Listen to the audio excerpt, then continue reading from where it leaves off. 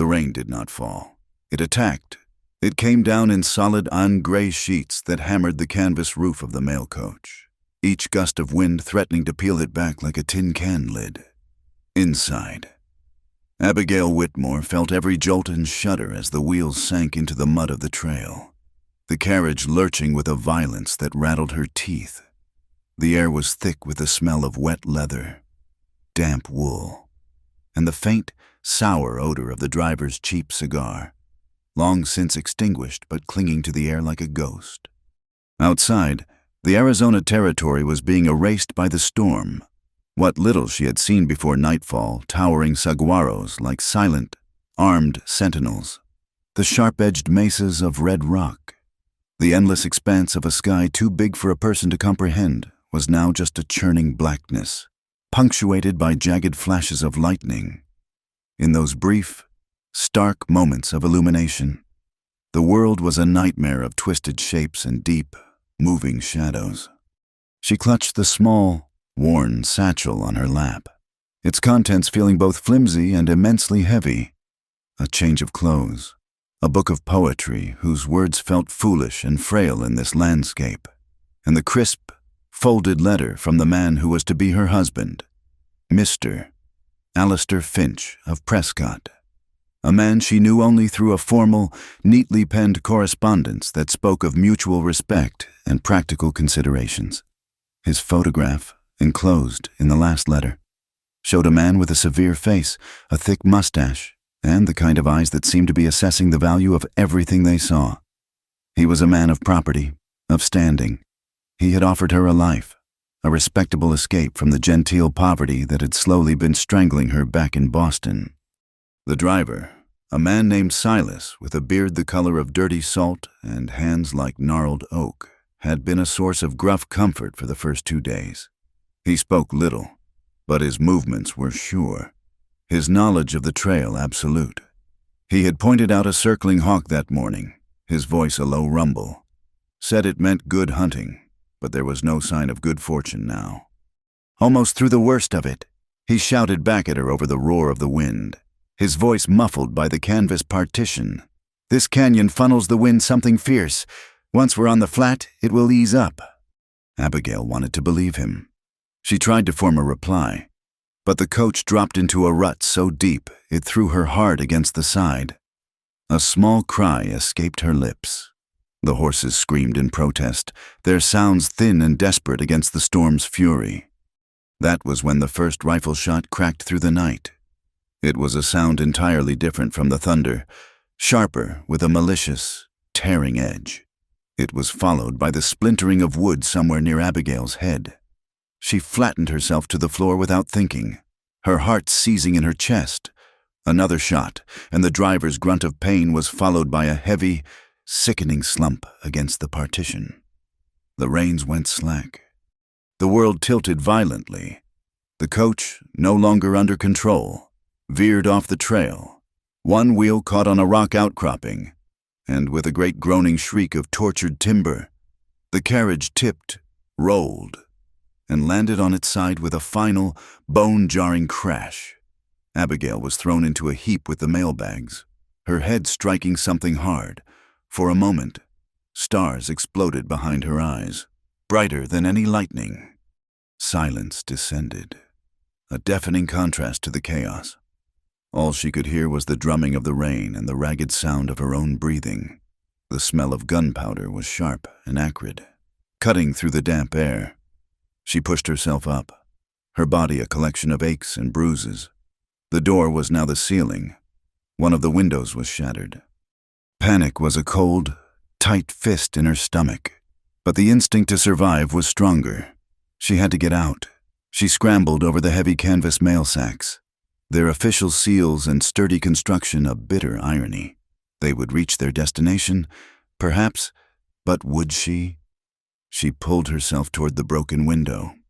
Outside, the scene was one of dim, rain-slicked horror. One of the horses was down, its leg bent at an unnatural angle, the other thrashed in its harness, eyes wide with terror. And Silas. Silas was sprawled on the muddy ground beside the driver's seat, unnervingly still. In the next flash of lightning, she saw the dark stain spreading across the back of his coat. A figure on horseback appeared at the edge of the dim light cast by the coach's one remaining lantern. Then another. They were not rescuers. Their shapes were lean and predatory, rifles held loosely across their saddles. One of them dismounted and approached Silas, nudging him with a boot. Abigail held her breath. Pressing herself into the darkest corner of the wrecked coach, her mind screamed. They had killed him. They would kill her. They were bandits. Or perhaps the Apache warriors the people in the last town had spoken of in hushed, fearful tones. The man who had dismounted laughed, a low, cruel sound. Played your part well. Silas? He never suspected a thing. The world stopped. Abigail's blood ran cold, colder than the rain soaking through her dress. Silas, the man she had thought was a victim, groaned and pushed himself to his knees. There was no blood on his back. The dark stain was only mud and rain. Had to make it look good, Silas rasped, getting to his feet and rubbing his shoulder. Damn, Rourke, you hit that seat hard enough to splinter. Nearly took my ear off. The man on the horse? Rourke chuckled. Quit your whining, get the mail, and check on the woman. Finch wants her unharmed. Says she has the look of good breeding stock. The casual cruelty of the word struck Abigail harder than the crash. She was not a person. She was cargo, property to be delivered, now stolen. Her marriage, her hope for a new life, was a lie built on a foundation of violence and betrayal. Mr. Finch, her respectable suitor, was a party to this. He had not sent for a wife. He had arranged for a kidnapping. She did not wait to hear more. As Silas and the other men began cutting the mailbags free, a surge of adrenaline propelled her into action.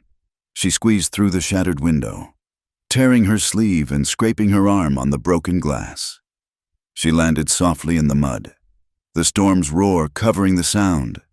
Keeping low, using the dead horse and the overturned coach as cover, she crawled away into the darkness.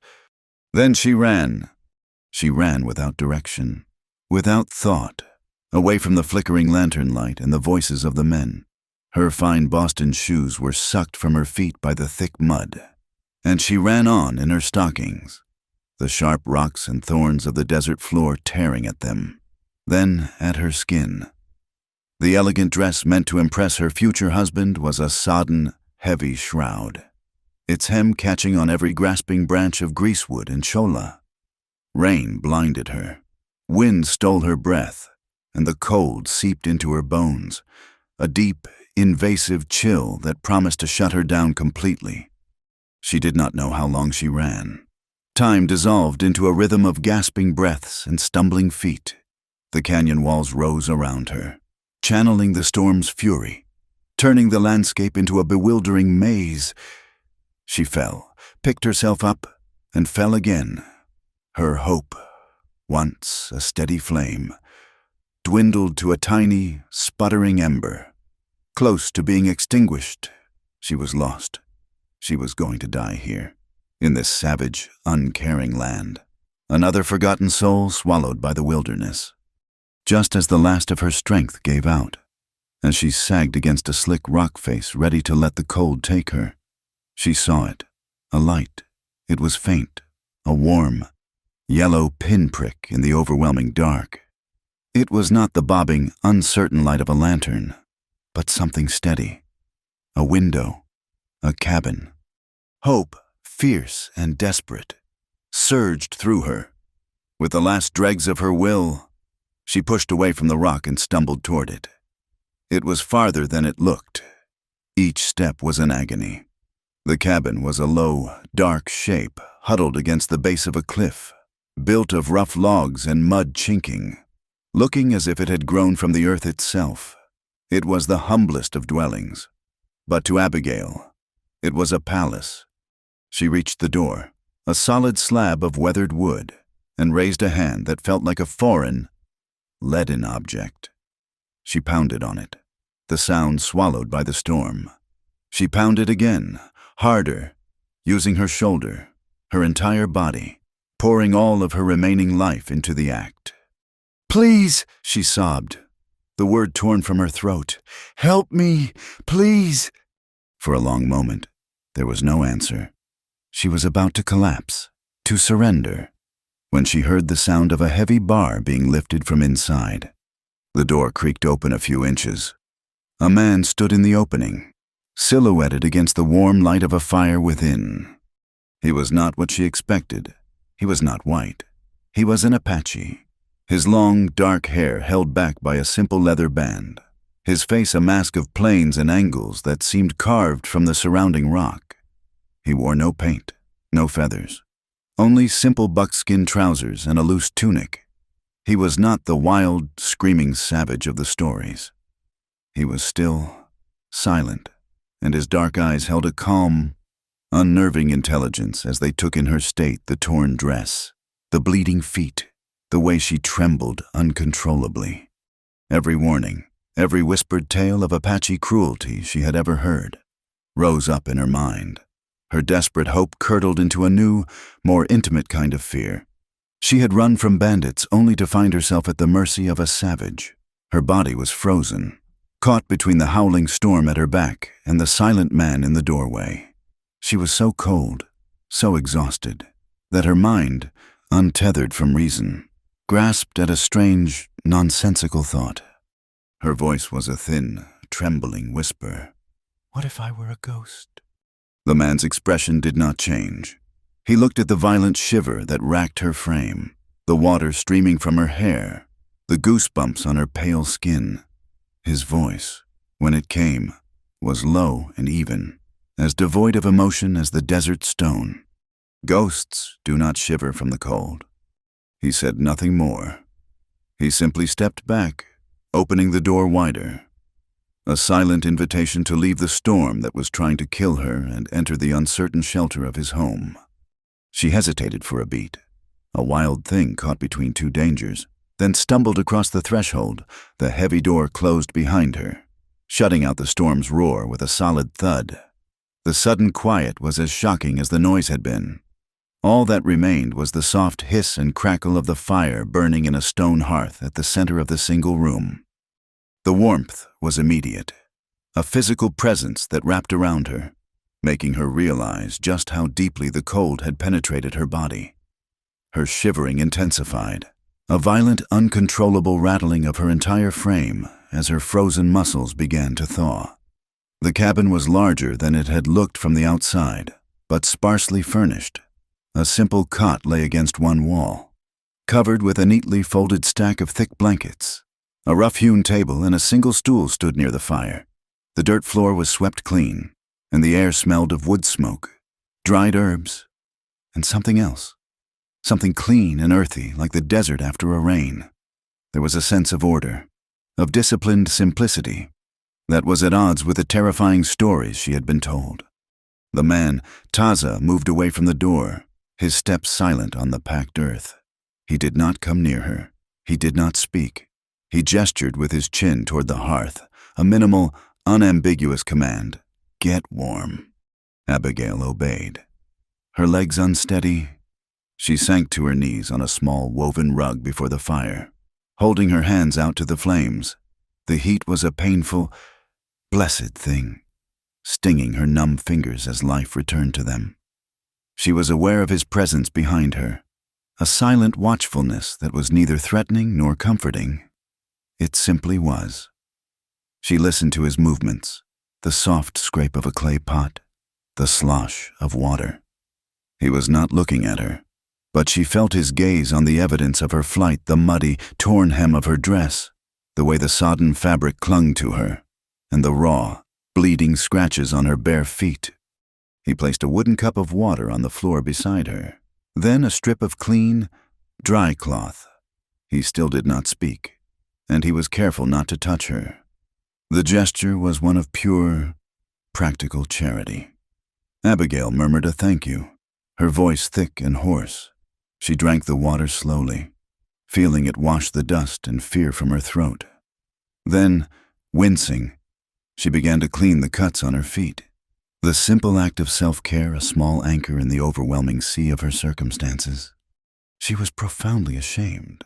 The fear that had gripped her in the doorway had been a product of pure prejudice, of tales told by comfortable people in safe rooms about a people they had never met. This man had shown her nothing but a kind of severe, detached decency. He had offered her shelter from a storm that would have killed her, and he had not asked for anything in return. He had not even asked for her story. He seemed to have read it anyway.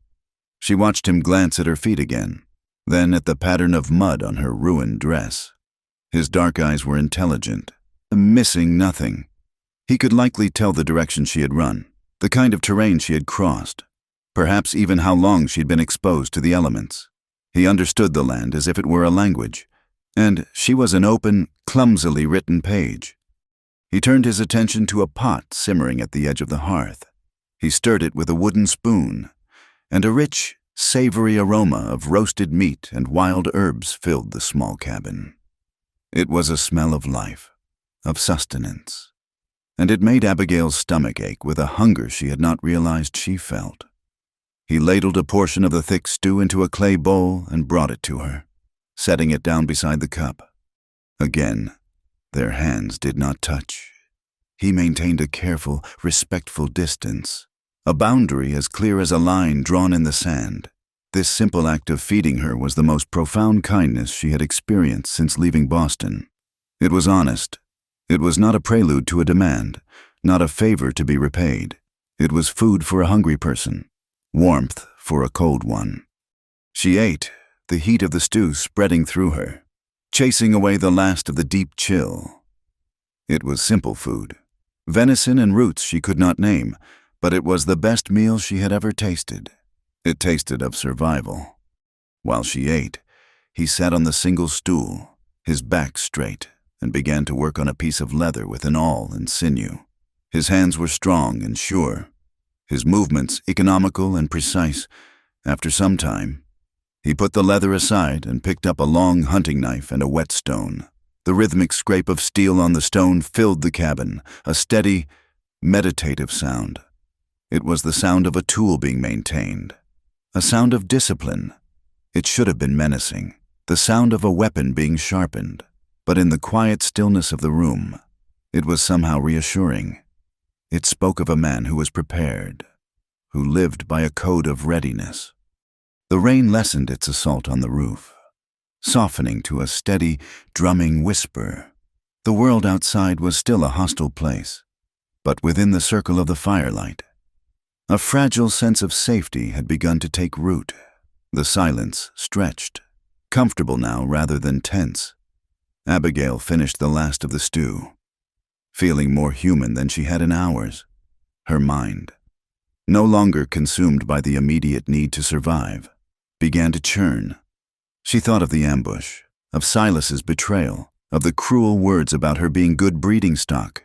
She thought of the letter in her satchel, the now meaningless contract with a man who had arranged her abduction. A wave of desolation washed over her. She was utterly alone, her past a lie and her future a terrifying blank. She looked at the man across the fire, this silent stranger who had saved her. His face was calm, his focus entirely on the blade in his hands. He was an enigma, a man of the wild lands she had been taught to fear.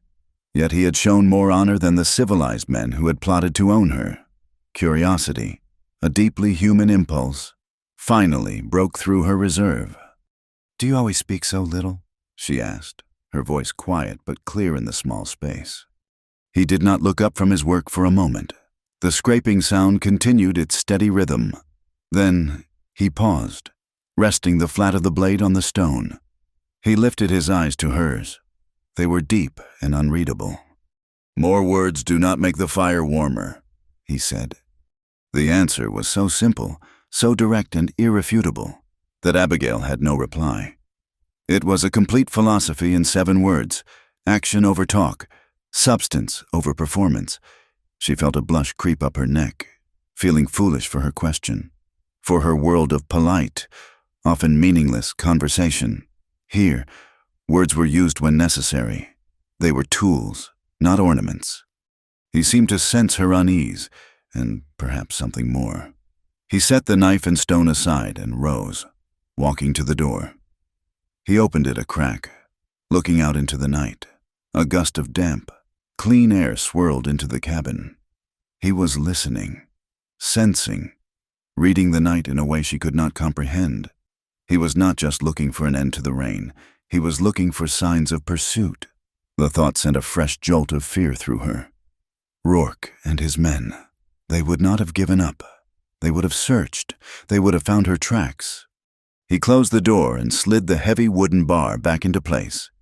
He looked at her, and for the first time, his expression held something other than detached calm. It was a look of grim assessment.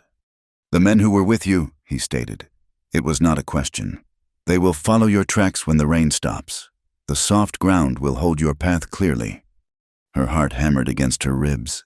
"Yes," she whispered. He nodded slowly, his gaze moving to the cot against the wall, then back to her. His mind was working, weighing risks and options. He had saved her from the storm. He had not, she realized, signed on to save her from men with rifles. He owed her nothing more, yet to send her back out into the night, even with the rain easing, would be a death sentence. He walked to the cot and took one of the thick, woven blankets. He brought it to her and laid it on the rug where she sat. "You will sleep here, by the fire," he said. "It is the warmest place. In the morning, we will decide what comes next." It was a reprieve, not a promise, a truce with fate for one night. He had made his decision. He would not turn her out, but his final words were a clear statement of the terms. Her continued survival was not guaranteed. It would depend on the light of the new day, on the tracks she had left behind, and on the choices he had yet to make. He had laid the blanket on the rug before the fire, a clear and simple designation of her place for the night.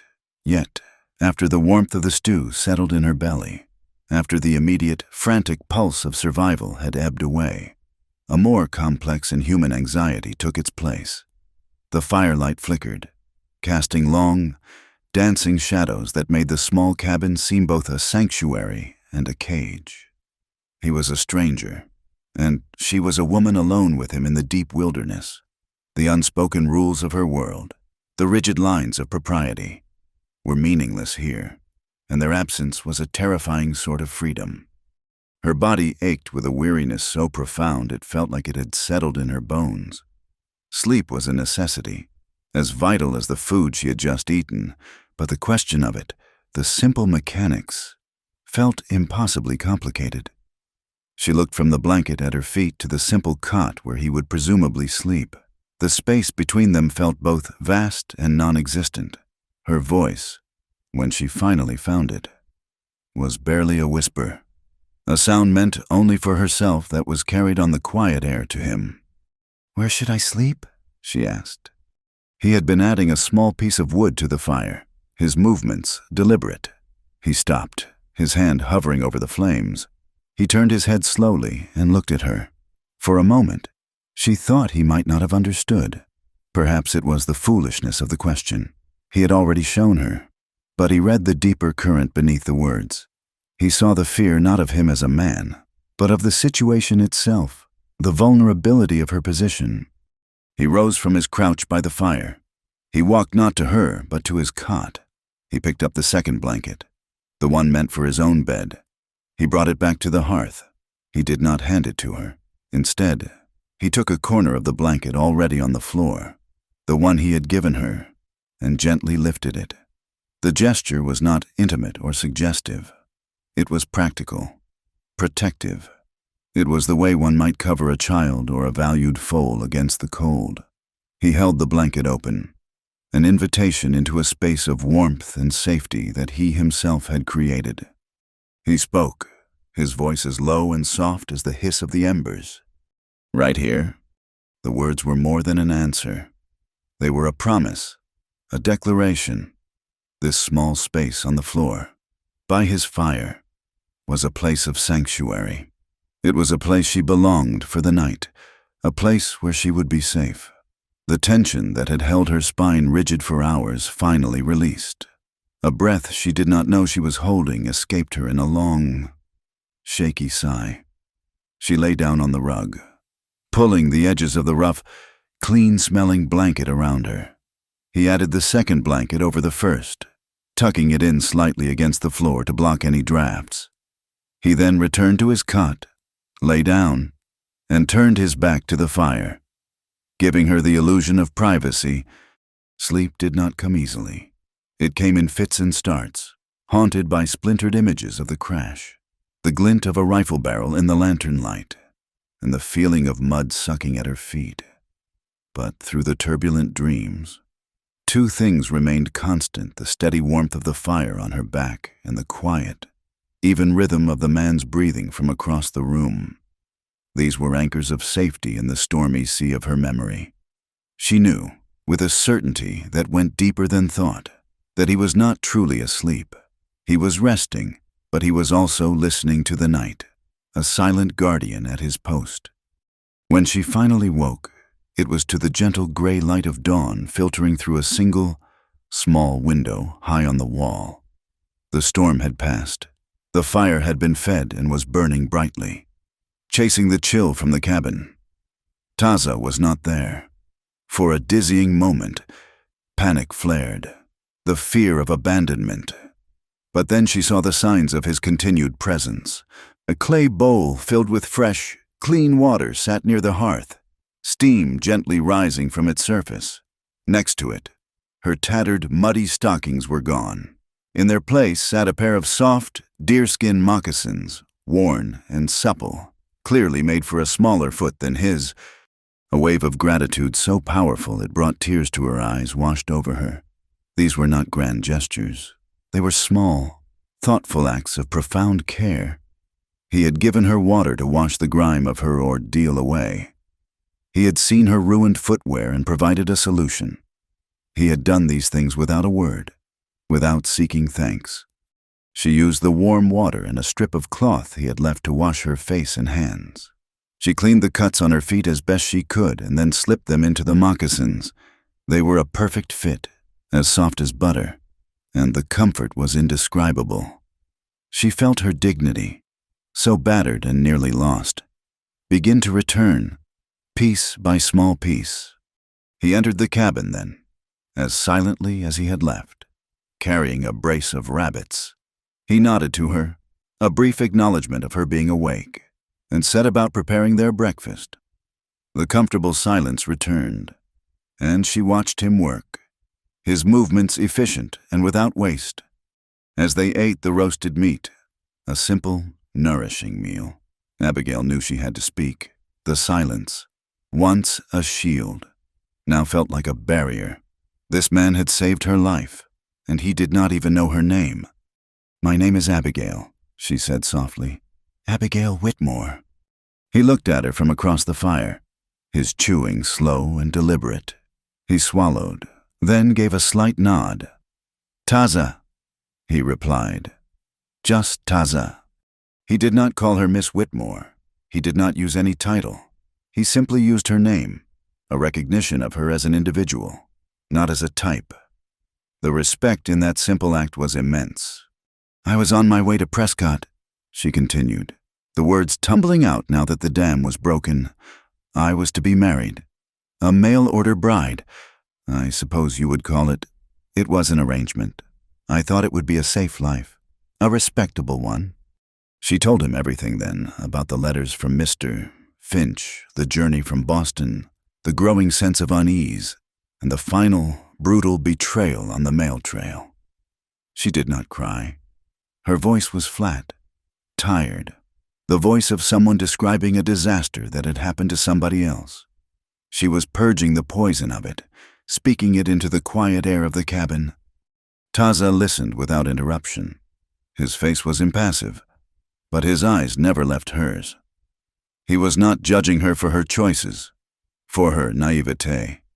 He was simply listening, bearing witness to her story. When she finished, he was silent for a long time. He looked into the fire, as if seeing images in the flames. "My mother taught me to listen," he said finally, his voice thoughtful. "She said the wind speaks to those who are patient. It tells of the coming rain, of the movement of the deer, of the approach of enemies. She said a person's story is like the wind. You must be still to truly hear it. He reached into a small leather pouch that hung from his belt and drew something out. He held it in the palm of his hand for her to see. It was a small carving of a bird in flight, made from a smooth, gray stone. The lines were simple but perfect, capturing the essence of movement and freedom. She made this, he said, when I was a boy. She said it was a spirit bird, to help me listen when she was gone, to help me find my way. Abigail looked at the small stone bird, an object of love and memory, and understood.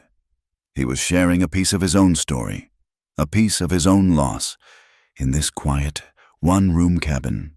Two people from entirely different worlds had found a small patch of common ground, a shared humanity forged in survival and memory. The fragile peace of the moment was broken when Taza suddenly stiffened. He rose to his feet in a single, fluid motion, his head cocked, listening to something she could not hear. He moved to the door, opened it a fraction, and peered out. After a moment, he slipped outside, closing the door soundlessly behind him. Abigail waited, her heart beginning to pound a slow, heavy rhythm of dread. The safety of the cabin suddenly felt thin, permeable.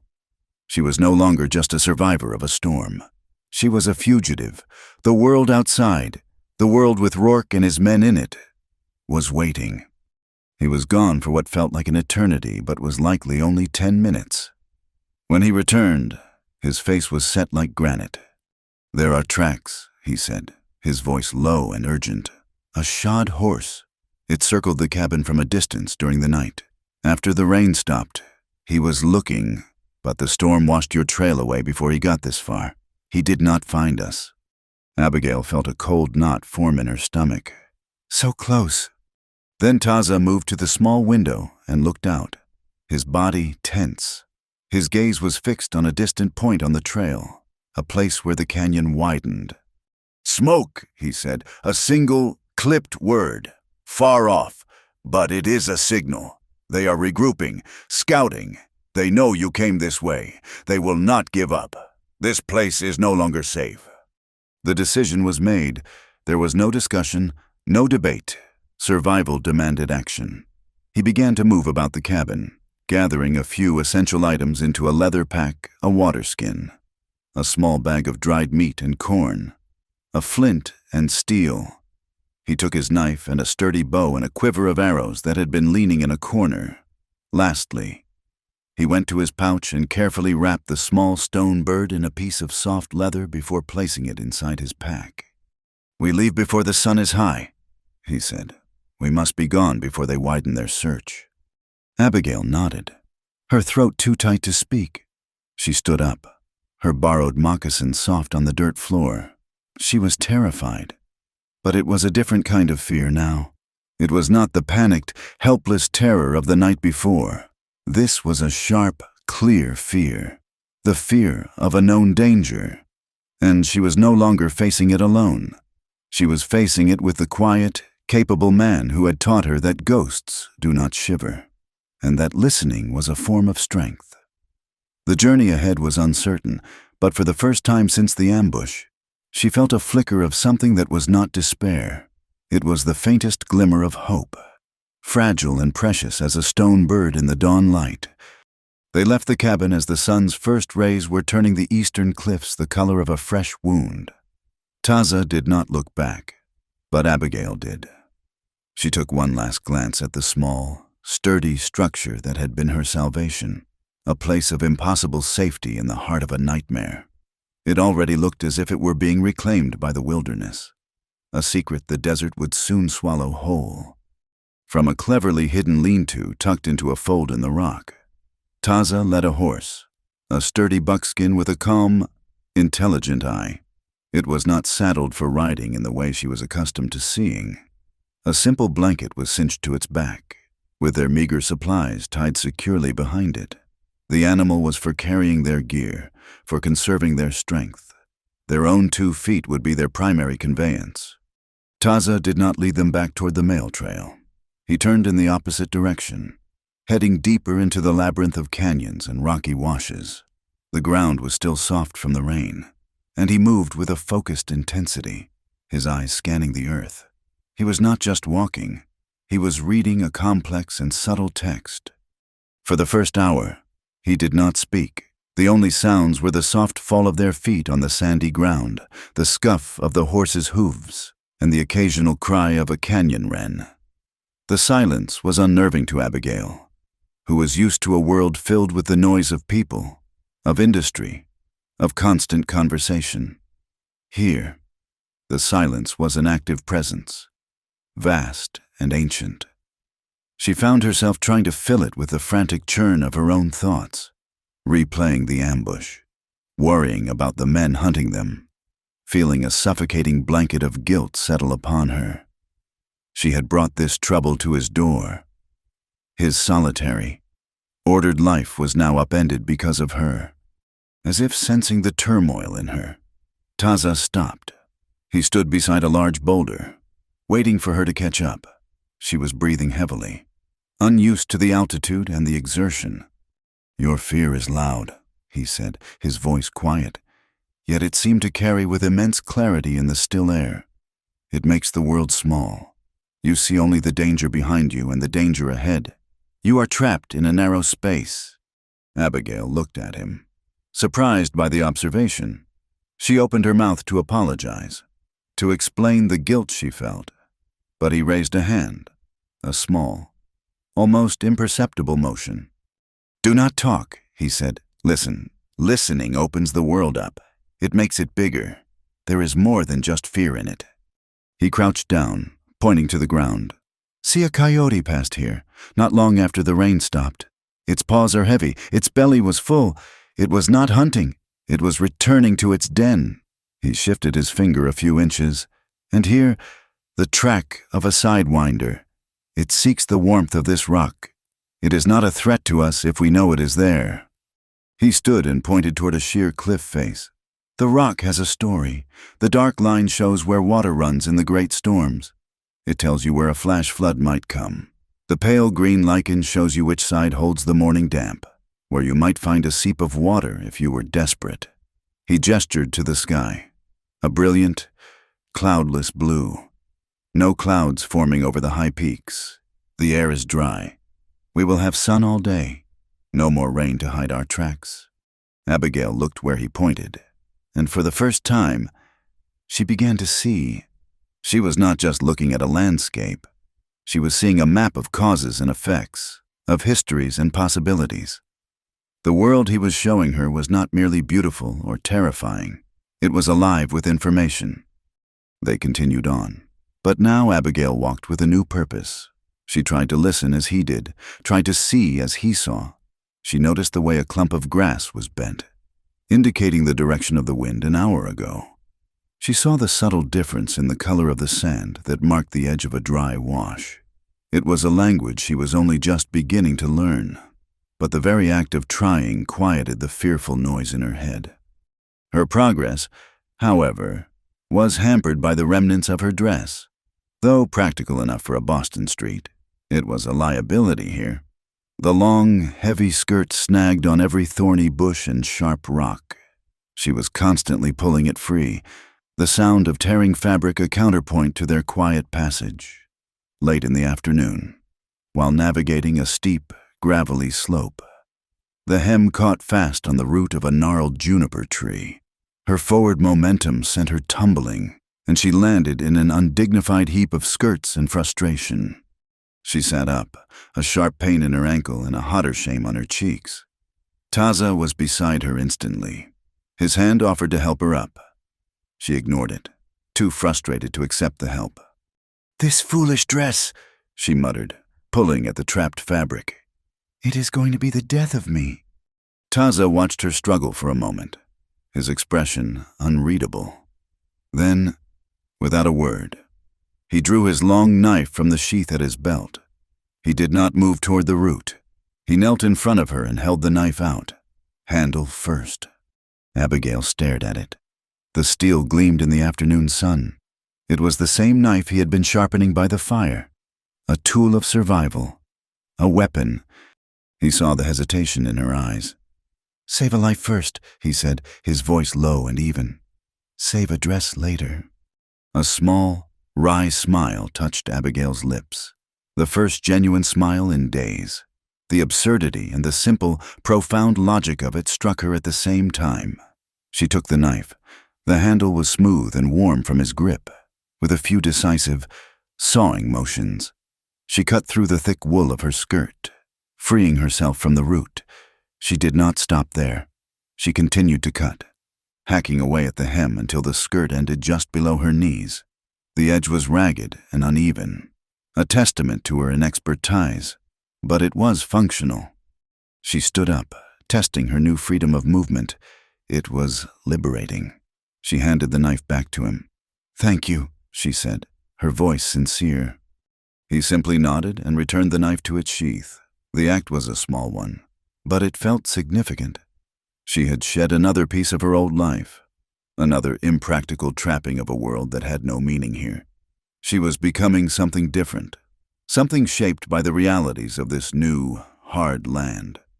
As dusk began to settle, tinting the red rocks with shades of purple and deep orange, the ever-present reality of their situation returned. The day's heat bled from the land, replaced by a sudden, biting cold. They found shelter in a shallow rock overhang, a place where the wind could not reach them directly. Taza unsaddled the horse, giving it a small portion of water from a water skin and allowing it to graze on the sparse grasses nearby. There would be no fire. A fire could be seen for miles. They ate a meal of dried meat and hard biscuits, a stark contrast to the warm, life-giving stew of the night before. The cold was a constant, pressing enemy, and Abigail found herself shivering despite the thick blanket Taza gave her from their pack. She felt the weight of her guilt return. He was enduring this hardship, this cold and this hunger, because of her. "I am sorry, Taza," she whispered into the growing darkness. "I brought them to you. I have endangered you." He was sitting with his back against the rock, his bow across his lap, watching the landscape as the last light faded. He turned his head toward her, his face a collection of shadows. "We are here now," he said. "Sorry does not change the ground we stand on. We choose the next step, that is all." His words were not meant to absolve her, but they did. He dealt in what was, not what should have been. It was a lesson in acceptance, in focusing one's energy on the path forward. Later, as a dome of impossibly bright stars filled the sky, he touched her arm lightly. She followed his gaze across the canyon to a high, dark ridge on the opposite side. There, impossibly small and distant, was a single point of orange light, a campfire. "Rourke," she breathed. Taza nodded. His eyes narrowed. "They are smart. They hold the high ground. They are watching the main ways through the canyon, waiting for us to make a mistake." He fell silent, studying the terrain that lay between them and the distant fire, a landscape now painted in the stark silver and black of moonlight. The most direct path forward, the floor of the canyon, was a flat, sandy wash. It was the easiest way to travel. It was also a perfect surface for leaving tracks. His gaze shifted to the side, to the steep, treacherous slope of the canyon wall, a chaotic jumble of loose rock, sharp shale, and thorny brush. It was a dangerous path, especially in the dark. A single misstep could mean a broken bone, a disastrous fall. "We will not go the easy way," he said, his voice a low murmur that was almost part of the night itself. "We will go where they do not expect. We will walk on the stone. The stone does not remember who passes over it." Abigail understood. He was choosing the harder, more perilous route. He was trading the risk of a fall for the certainty of being invisible. She looked at the daunting slope, then at his calm, determined profile. She felt fear, but beneath it, there was a foundation of trust. She had listened, she had learned, and she knew, with absolute certainty, that her best and only chance of survival was to follow this silent, watchful man onto the trail without a trace. The stones were unforgiving. They slid under the soft soles of Abigail's moccasins, sharp edges biting into her feet, threatening to send her pitching into the deep shadows that still clung to the canyon floor. The climb was a relentless, vertical agony. Her lungs burned with the thin, cold air of the high desert. Every muscle in her legs screamed in protest, but she did not stop. She followed the silent figure ahead of her, placing her feet exactly where Taza placed his, mimicking his steady, balanced movements as best she could. He moved like a part of the landscape, a shadow detaching itself from other shadows. He was her only guide, her only point of reference in this vast and brutal world. The lessons of the previous day were a litany in her mind. Listen to the wind. Read the stones. Fear makes the world small. She focused on the small things to keep the greater fear at bay, the sound of her own breathing, the scrape of leather on rock, the sight of Taza's strong back as he navigated the treacherous path. Dawn was breaking, a slow bleed of color along the eastern rim of the canyon. It was a terrifyingly beautiful sight. The light brought warmth, a welcome relief from the biting cold of the night, but it also brought visibility. It stripped them of the protection of darkness. They were exposed, two small figures crawling across the face of an immense wall of rock. They reached a narrow ledge, a place where the solid stone gave way to a crumbling precipice of compacted sand and loose gravel. It was a bottleneck, a place of immense vulnerability. Below them, the drop was sheer for 100 feet. Above, the cliff rose in a smooth, unclimbable wall. They had to cross this 50-yard stretch of unstable ground to regain the safety of the rocks on the other side. Taza stopped abruptly. Holding up a hand, he stood motionless, his head tilted, every line of his body taut with concentration. Abigail froze behind him, her heart leaping into her throat. She tried to listen as he did, to feel what he felt. The world seemed unnaturally quiet. The morning chorus of canyon wrens was silent. There was no breeze. The air was dead and heavy. A bird called from the ridge high above them. It was a sharp, clear sound. Taza's body did not relax. He subtly shook his head. Abigail did not understand, but she trusted him. The sound was wrong, a note out of tune in the desert symphony. Then a voice, amplified by the canyon's acoustics, shattered the stillness. It was a voice she had heard in her nightmares, dripping with smug cruelty. "Well now, look what the storm washed up. My lost property, and the redskin who found it." Abigail's blood ran cold. She looked up. Rourke was standing on the ridge above them, a rifle held casually in the crook of his arm. He was not alone. To his left and right, more figures appeared, moving out from behind boulders and juniper trees. 1, 2, 3, 4 more men, 5 in all, spread out in a loose semicircle, effectively trapping them on the ledge. One of them was Silas, the coach driver, his face set in a sullen, guilty scowl. Before Rourke had even finished speaking, Taza moved.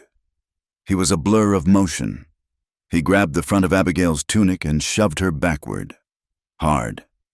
She stumbled and fell into a shallow alcove in the rock wall, a space barely large enough to conceal her. "Stay down," he commanded, his voice a low, urgent growl. An instant later, the air exploded. The first rifle shot sent a shower of sand and rock fragments into the air just inches from where Taza had been standing. He was already moving, his bow in his hand. An arrow knocked. He loosed the arrow in a single, fluid motion. It was not aimed at the men on the ridge, but at a man who had been creeping along the ledge from the other side, hoping to catch them in a pincer. The man screamed, a high, thin sound, as the arrow struck him in the shoulder, spinning him around and sending him tumbling off the narrow path into the canyon below. The world dissolved into a deafening chaos of noise and violence. Rifles cracked from above, the bullets kicking up dust and whining as they ricocheted off the cliff face. Taza used the precious seconds his first shot had bought him to find better cover behind a large outcropping of rock. He was hopelessly outnumbered, outgunned, but he fought with a calm, deadly efficiency. He loosed another arrow, forcing one of the riflemen on the ridge to duck for cover. Abigail huddled in the alcove, her body trembling. The sound was overwhelming, a physical assault that vibrated through the rock and into her bones. The air was thick with the sharp smell of gunpowder. She was a spectator to a battle she could not comprehend, a battle for her life that she had no part in. The feeling of helplessness was complete, a suffocating weight that threatened to crush her. She watched as Taza moved, a dance of survival. He was grace and lethality in motion, but there were too many of them. While he was focused on two men on the ridge, Silas and another man had begun scrambling down a steep, narrow ravine to their left, trying to get on the same level, to flank him. Taza saw them. He turned, bringing his bow to bear on the new threat. But in that moment of distraction, Rourke, from his superior vantage point, saw his opening. He did not fire. He shouted an order, "Now!" A fifth man, one Abigail had not seen, erupted from a crevice just a few yards from Taza's position. He had crept along the base of the cliff while the others provided a distraction. He held his rifle not as a firearm, but as a club. Before Taza could react, the man swung the heavy wooden stock in a vicious arc. It connected with the side of Taza's head with a sickening, hollow crack. Taza crumpled. He did not cry out. He simply fell, his bow clattering to the ground. He landed on the sandy ledge and lay still, dazed and unmoving. The rifle fire stopped. The sudden silence was more terrifying than the noise. Abigail watched in horror as the man who had struck Taza moved in, kicking the bow away. Silas and his companion reached the ledge, coils of rope in their hands. They were going to take him. A cold, black despair washed over Abigail. It was over. He was defeated. They had won. But then, as she saw them descend upon the still form of the man who had shown her nothing but honor, something inside her snapped. The fear was still there, a cold, hard knot in her stomach, but it was suddenly joined by something else, something hot and fierce. Rage. A white, hot, protective fury that burned away the last vestiges of the frightened woman from Boston. She was not property, and Taza was not an animal to be tied and caged. The man who had crept up on Taza had been so focused on his target that he had grown careless. In his haste to move in, he stumbled on a loose rock, and his rifle slipped from his grasp. It landed on the sand not 5 feet from Abigail's hiding place. No one was paying attention to her. She was the prize, the cargo, a thing to be collected after the real fight was done. She did not think, she did not plan. She acted. She scrambled out of the alcove on her hands and knees and seized the fallen rifle. It was heavier than she had imagined, a clumsy, awkward weight of wood and steel. Rourke saw her move. A mocking grin spread across his face. "What are you going to do with that, little lady?" he called down. "You do not even know which end the bullet comes out of." He was right, but she had no intention of firing it.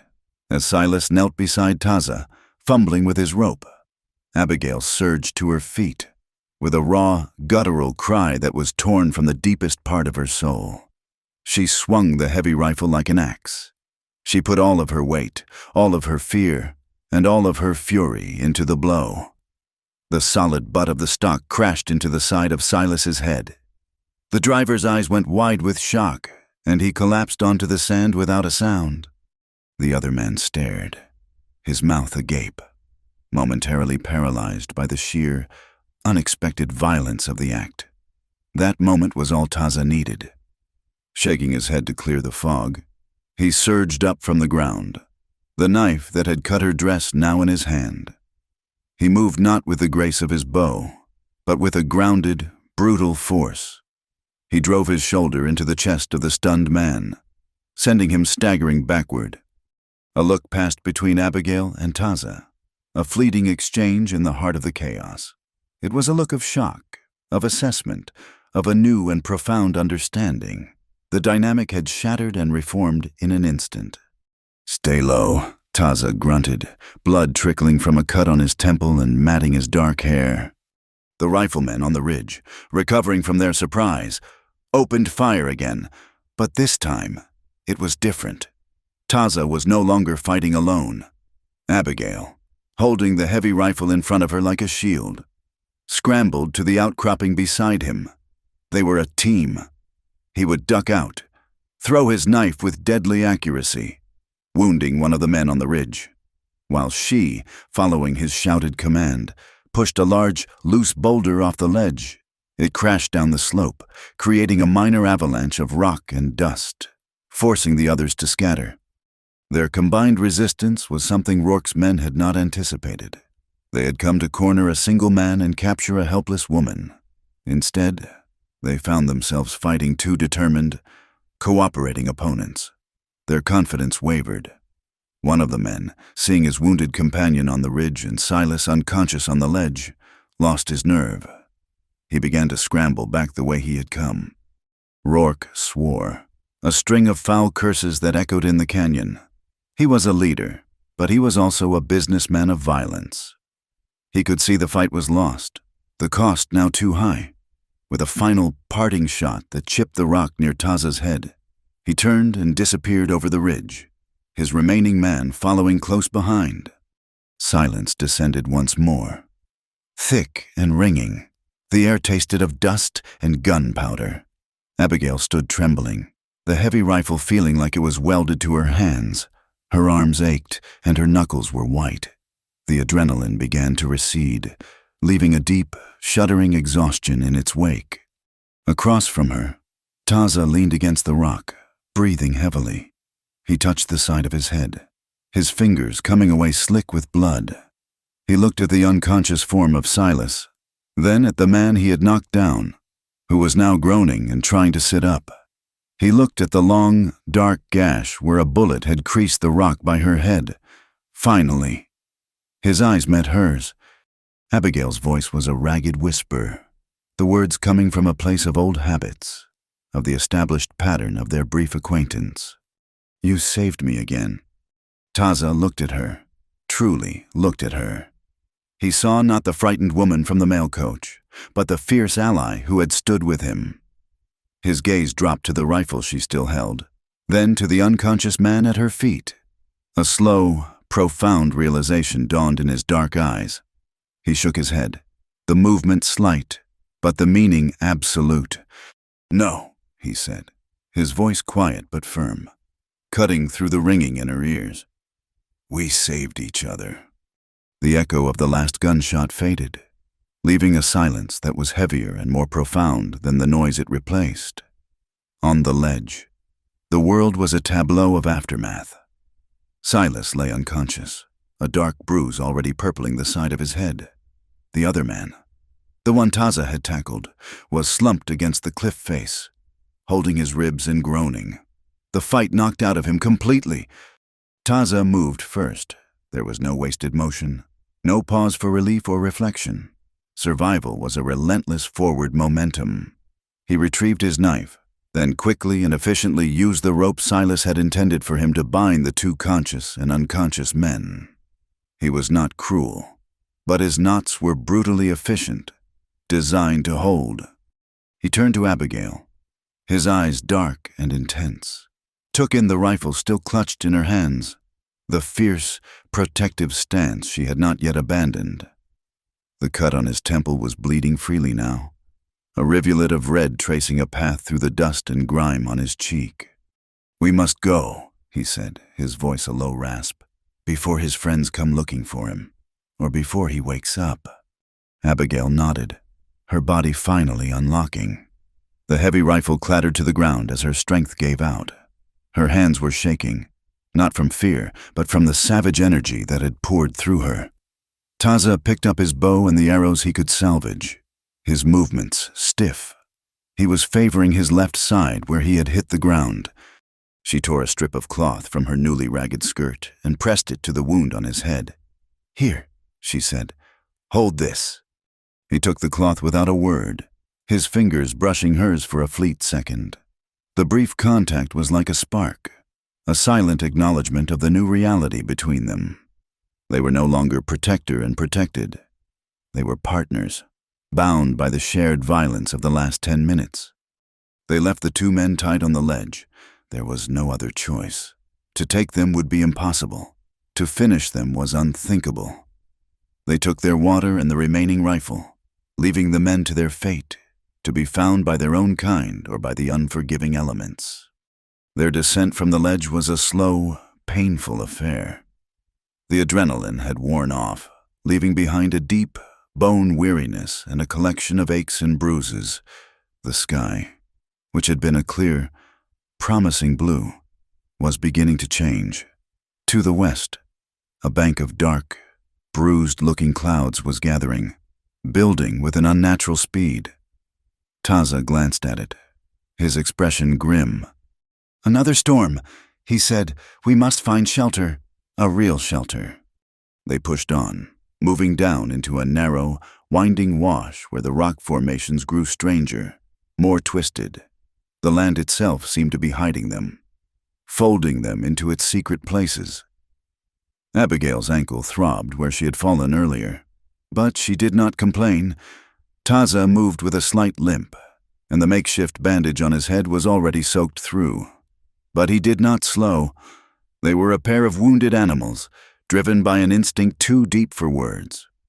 The first drops of rain began to fall just as they found it. It was a deep fissure in a towering wall of sandstone, a dark slash that opened into a shallow cave, worn smooth by centuries of wind and water. It was not large, perhaps twice the size of his cabin, but it was deep, dry, and defensible. They led the horse inside, its warmth and bulk a comforting presence, and collapsed into the sandy hollow just as the heavens opened. The rain came down in a solid, gray curtain, a relentless drumming that sealed them off from the world. It was a different kind of storm than the first one. This felt less like an attack and more like a cleansing, a great washing of the land. A flash of lightning lit the canyon, followed a moment later by a deafening crack of thunder that shook the very rock around them. Abigail flinched. A small, involuntary jerk. The sound was too much like gunfire. Taza had managed to start a small, nearly smokeless fire using a handful of dry twigs he had gathered and tucked inside his tunic. The tiny flame was a fragile beacon of life in the deep gloom of the cave. "Let me see your head," she said, her voice quiet under the roar of the rain. He did not protest. He sat with his back against the stone wall and allowed her to gently peel the blood-soaked cloth away. The cut was ugly, a deep gash just above his temple. It was still weeping blood.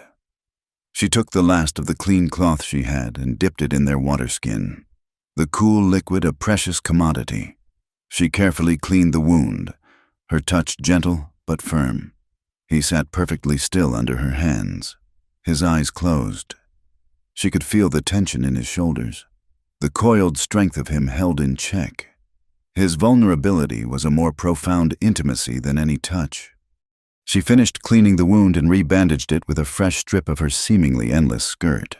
Her world had been reduced to these simple, elemental tasks: walking, finding shelter, tending wounds.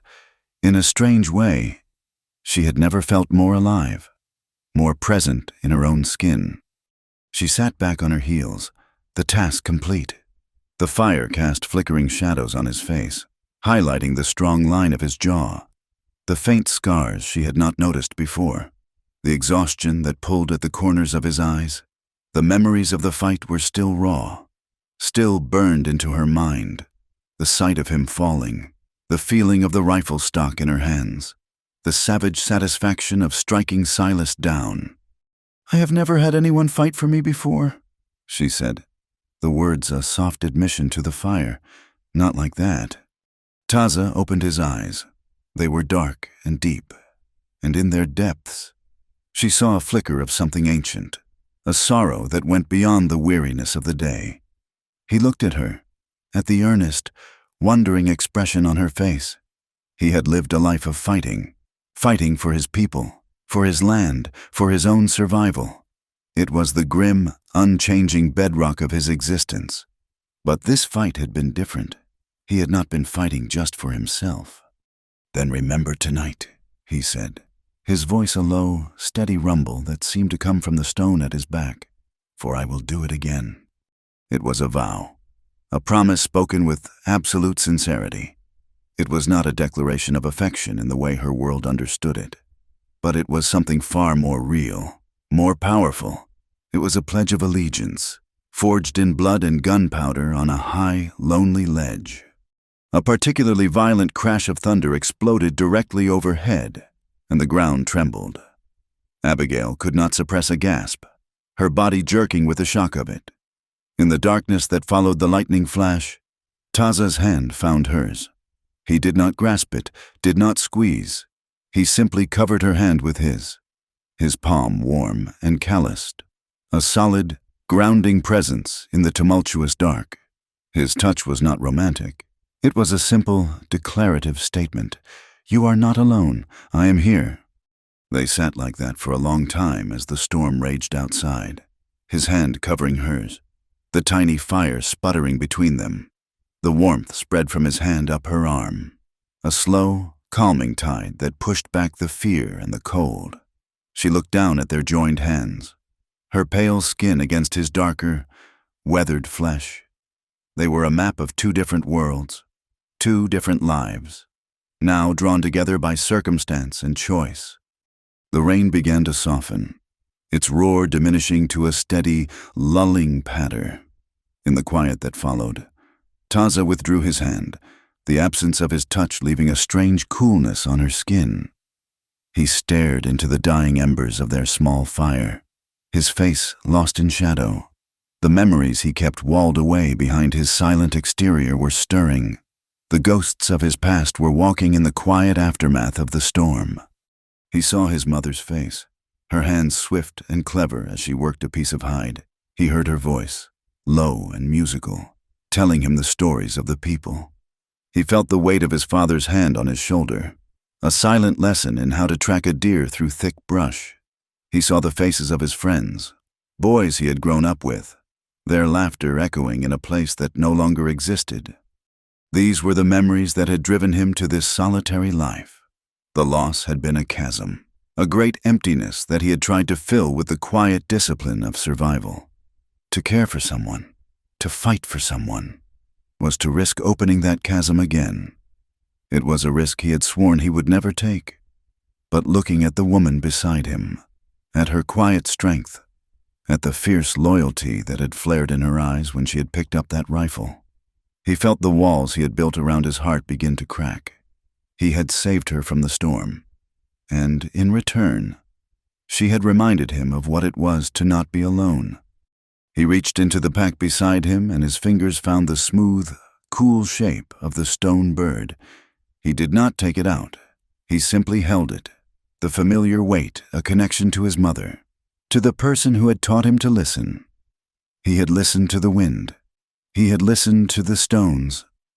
And he had listened to the story in Abigail's heart.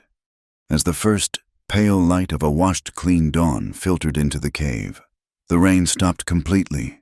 The air was cool and smelled of wet earth and sage. Taza rose and went to the mouth of the cave. He stood for a long time, scanning the landscape below. The world was new, pristine, every rock gleaming, every plant dripping with moisture. Abigail joined him. Standing a respectful distance away, she followed his gaze.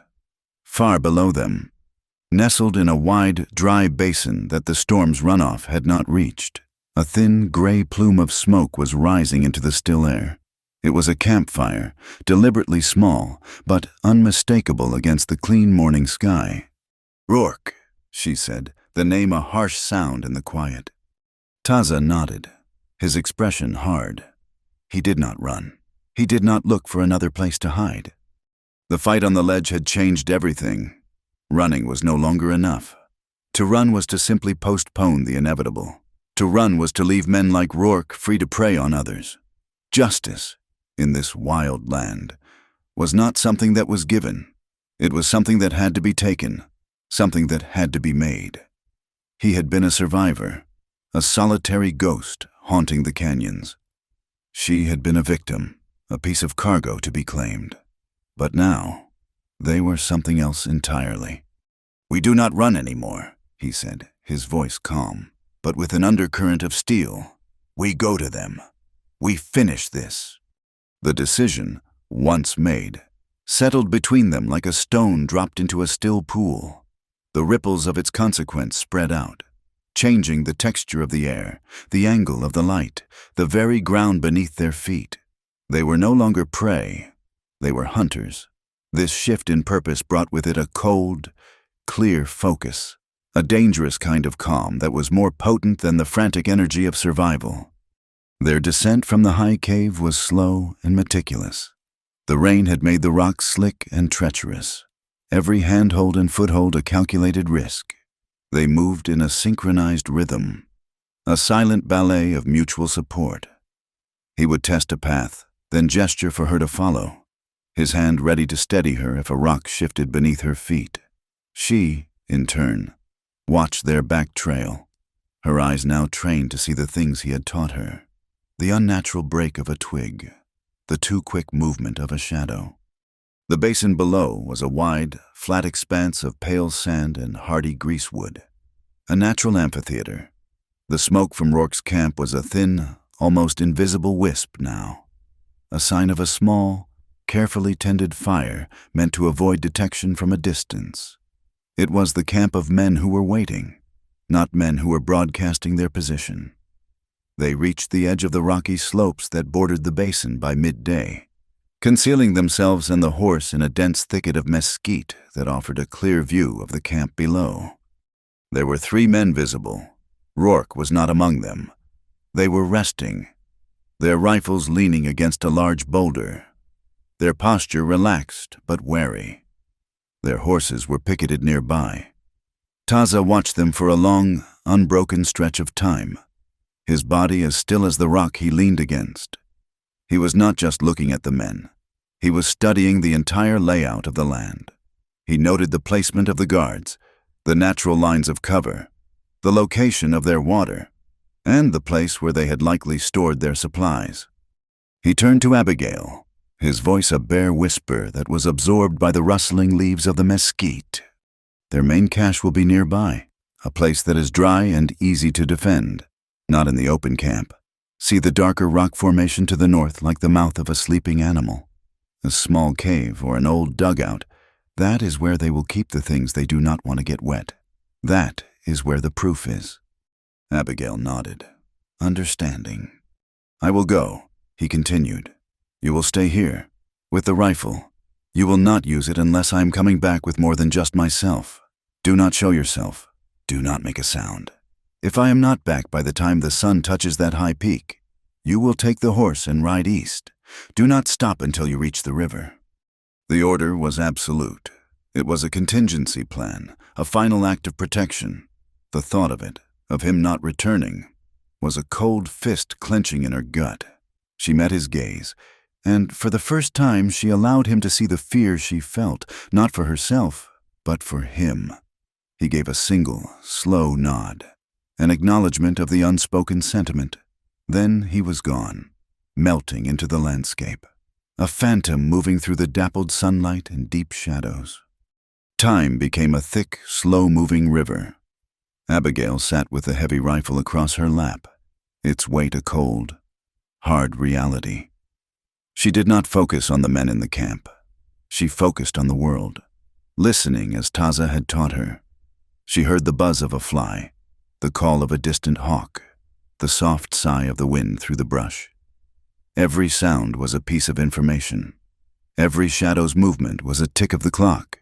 She was not a passive observer. She was a sentry. She was his eyes while he was gone.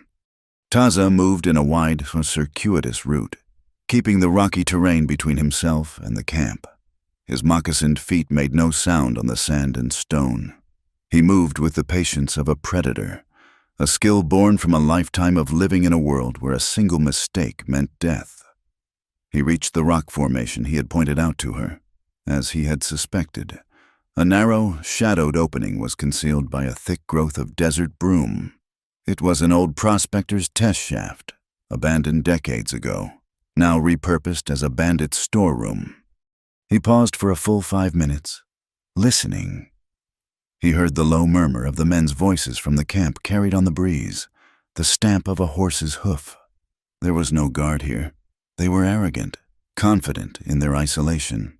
He slipped through the screen of brush and into the cool, musty darkness of the tunnel. His eyes adjusted quickly to the gloom. The space was not deep, perhaps 20 feet. It was cluttered with the spoils of their trade. There were crates of ammunition, sacks of flour and beans, and several barrels of whiskey. And in a corner, stacked carelessly, were 3 heavy canvas sacks, each stenciled with the familiar eagle and the words United States Mail. 2 of the sacks had been cut open, their contents likely already sifted through and discarded. The 3rd was still sealed with a lead and wire tag. He moved deeper into the cave, his eyes scanning the plunder. He saw a woman's traveling case, its lock broken, its contents spilled onto a dusty blanket, a silver-backed hairbrush, a small book of poetry, a lace handkerchief, and beside it, a small, dark blue velvet box. He picked it up. His hands, though calloused, were surprisingly gentle as he opened the lid. Inside, nestled on a bed of white satin, was a plain gold ring. It was a wedding band, simple and unadorned, identical to the one Abigail had described from the letter, the one that was to seal her fate as the wife of Mr. Alistair Finch. This was the proof of her story, the tangible link to the ambush. But it was not what he was looking for. He was looking for the root of the problem, not just the branch. He continued his search, his gaze sweeping over the crates and sacks. He found it on a small, sturdy wooden crate tucked away in the darkest corner of the cave. The crate was filled with new, high-quality rifles, far better than the worn pieces carried by the men in the camp.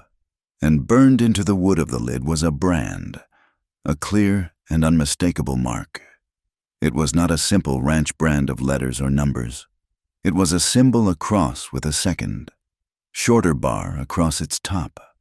Taza stared at the mark, a cold certainty settling in his gut. He knew that brand.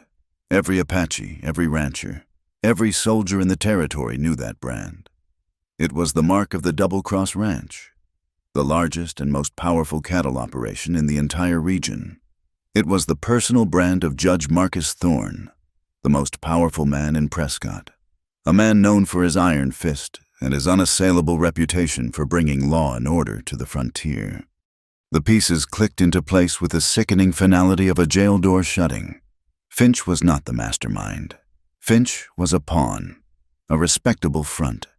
The operation was larger, darker, more deeply embedded in the bedrock of this new, civilized world than she could have ever imagined.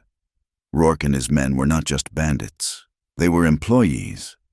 They were the savage arm of a civilized corruption, attacking mail coaches, stealing valuable goods, and eliminating rivals under the guise of random frontier violence, all while their patron, Judge Thorne, sat in Prescott, dispensing his own particular brand of justice.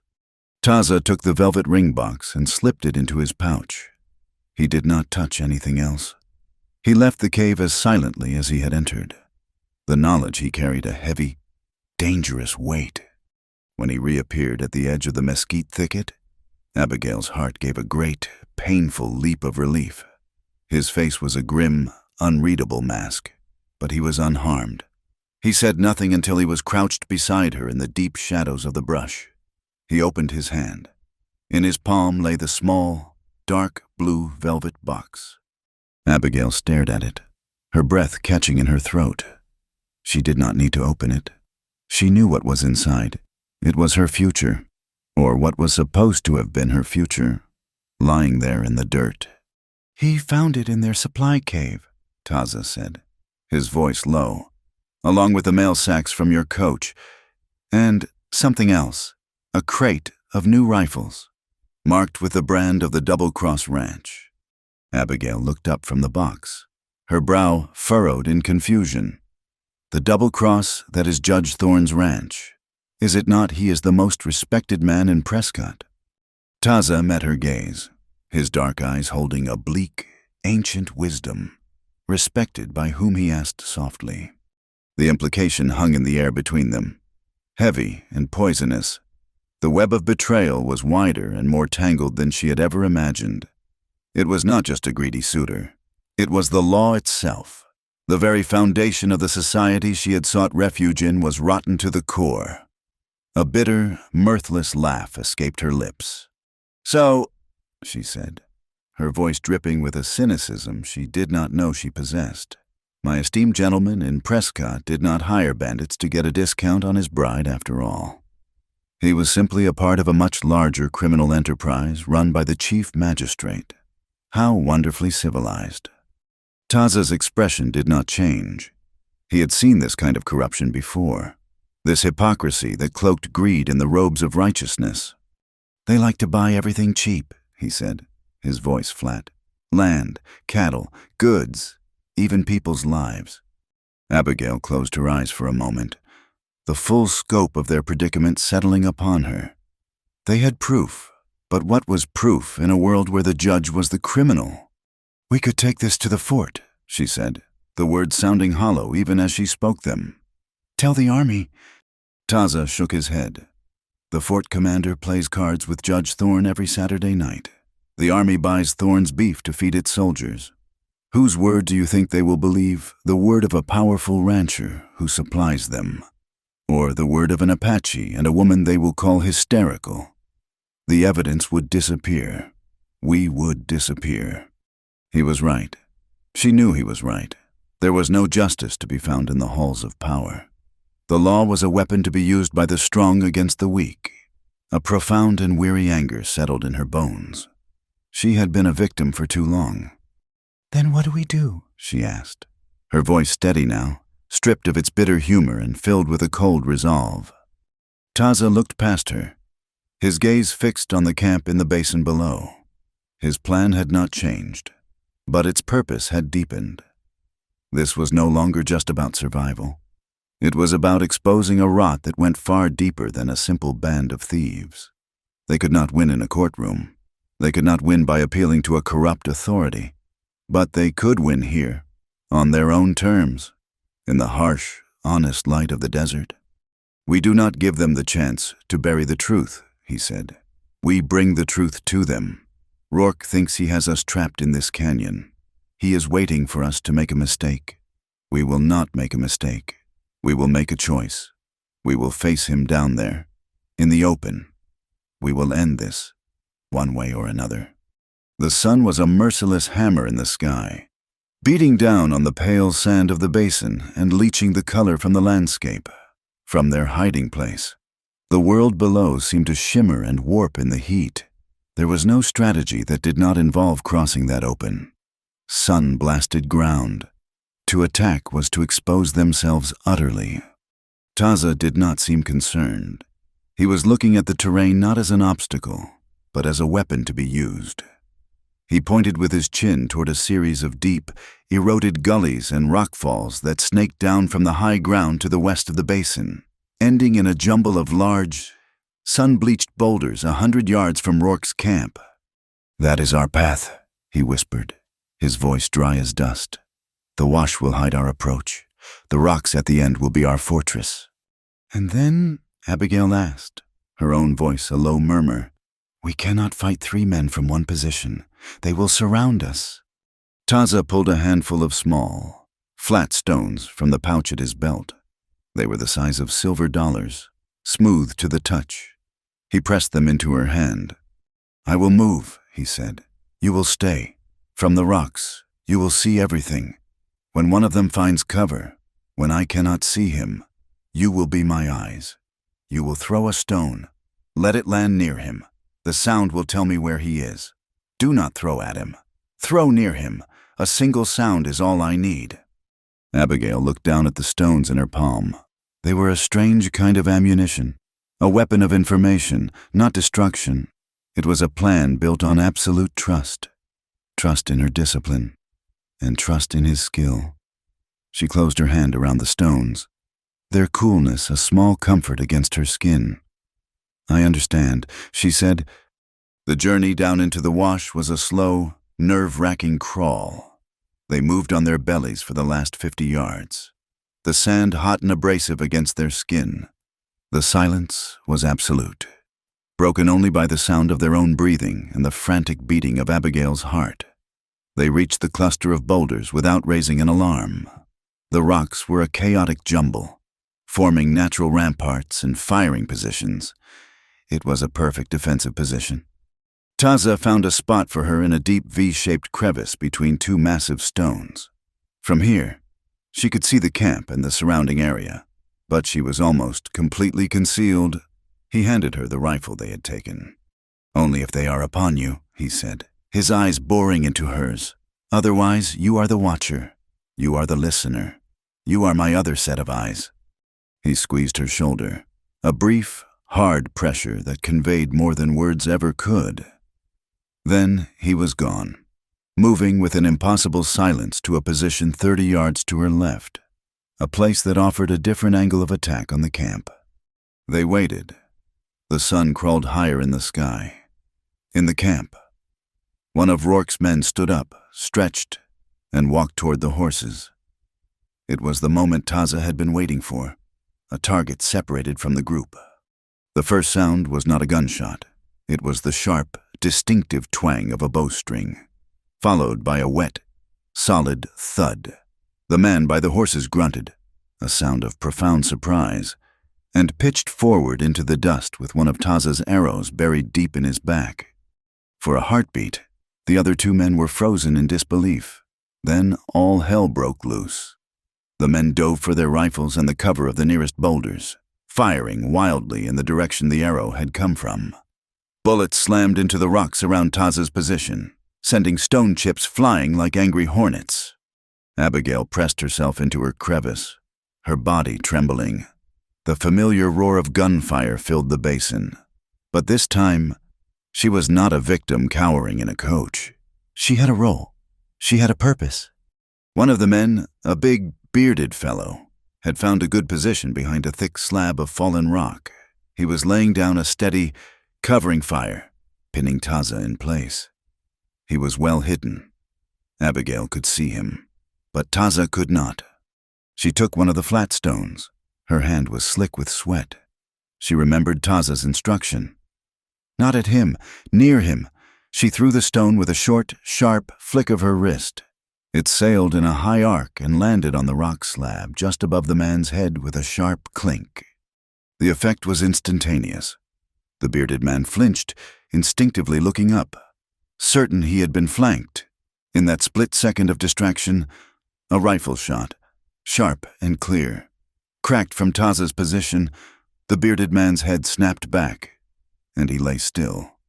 The third man was Rourke. He was no fool. He had seen what happened. He fired a quick shot toward Abigail's position, the bullet screaming past the opening of her crevice, before he scrambled away, disappearing behind a complex ridge of sand and rock. The basin fell silent again. It was a tense, waiting silence. Rourke was a snake gone to ground. He was a patient man. He would wait for them to make a mistake. Taza's voice came, a low call from his position. Where did he go? Abigail peered out. Scanning the ridge, she could not see him, but she had seen the line of his retreat. She took another stone and threw it, aiming for the far end of the ridge. It landed in the sand with a soft puff. He is there, she called back, on the far side of that rise. She saw movement then, a flash of color. Taza was on the move, running in a low crouch, using the boulders as cover to circle around, to flank the position she had indicated. It was a deadly gamble. He was exposing himself. Suddenly, Rourke appeared, not where she had indicated, but halfway between his last position and Taza's new path. He had anticipated the move. He raised his rifle. Taza saw him at the same instant. Both men fired. 2 shots exploded as one, a single deafening clap of sound that rolled across the basin. Taza grunted and staggered, a red line appearing on his upper arm as a bullet tore through the flesh. He did not fall. He dropped to one knee, raising his rifle for a second shot. But it was not necessary. Rourke stood for a moment, a look of disbelief on his face. Then he dropped his rifle and clutched at his shoulder. a dark stain spreading rapidly across his shirt. He sank to his knees, his face a mask of pain and fury. The fight was over. The silence that descended was absolute and final. Taza rose slowly to his feet, his rifle held at the ready, his eyes never leaving the wounded man. Abigail scrambled out of her hiding place and ran to him, her heart pounding. The wound on his arm was bleeding, but it was not deep. A graze. They had been lucky. Together, they approached Rourke. He was on his knees, breathing in ragged gasps, his left arm hanging uselessly at his side. He looked up at them, his eyes filled with a venomous hatred. "Thorn will see you both hang for this," he snarled, spitting a wad of bloody saliva onto the sand. Taza did not reply. He looked down at the man who had hunted them, who had served a corrupt master, who represented the false and brutal law of a stolen land. All the pain, all the loss, all the quiet suffering of his life seemed to coalesce in that single moment. He saw the faces of his family, of his people. He felt the cold steel of the rifle in his hands, a tool of final, absolute justice. He raised the rifle, the barrel resting just inches from Rourke's forehead. The click of the hammer being pulled back was a sound of terrible finality. Rourke's eyes widened, the bravado draining away, replaced by a raw, animal fear. In that moment, Taza was not a man. He was an executioner, an avenger, an embodiment of the harsh, unforgiving spirit of the land itself. Abigail saw the look on his face. She saw the hardening of his jaw, the cold fire in his eyes. She saw him standing on the edge of a precipice, a place from which there was no return. She laid a hand gently on his arm, the one holding the rifle. The muscle beneath his skin was as hard as stone. "Taza," she said, her voice not a plea, but a quiet statement of truth. "If you kill him, you become him." Her words were a single, small stone dropped into the raging river of his anger. He did not look at her. His gaze remained locked on Rourke. The man was a cancer, a poison. To cut him out seemed the only logical, the only just thing to do. The world would be a cleaner place without him in it. But Abigail's words echoed in his mind. He had lived his life by a code. It was a hard code, a survivor's code, but it was a code of honor. It was about defending, not murdering. It was about living with the land, not scarring it with needless blood. To pull the trigger now, to execute a wounded and defeated man, would not be justice. It would be a surrender to the very darkness he had spent his life resisting. It would be an admission that Rourke's world, Thorn's world, had finally conquered him. He looked from Rourke's terrified face to Abigail's calm, steady gaze. He saw the woman who had fought beside him, who had trusted him, who had reminded him that survival was not just about breathing, but about what you chose to be while you were still drawing breath. With a long, slow exhalation, a breath that seemed to carry with it years of pain and anger, Taza lowered the rifle. The tension in his body drained away, leaving a profound weariness in its place. He had won the gunfight, but in that moment, he had won a much larger, more important battle. He had won the fight for his own soul. He stepped back from Rourke. The moment of lethal intensity broken. The choice had been made. "We will tie him up," he said, his voice steady. "We will take him to Prescott. We will let the people of the town see the man who serves their judge. We will let the truth have its day in the sun." He was no longer an executioner. He was something more difficult, something more powerful. He was a witness, and he would not let the darkness win by becoming a part of it. The journey to Prescott was a slow, grinding ordeal. Rourke, their prisoner, rode their horse, his hands bound in front of him, his wounded shoulder a constant, throbbing complaint. He was a creature of sullen, venomous silence, his eyes promising retribution.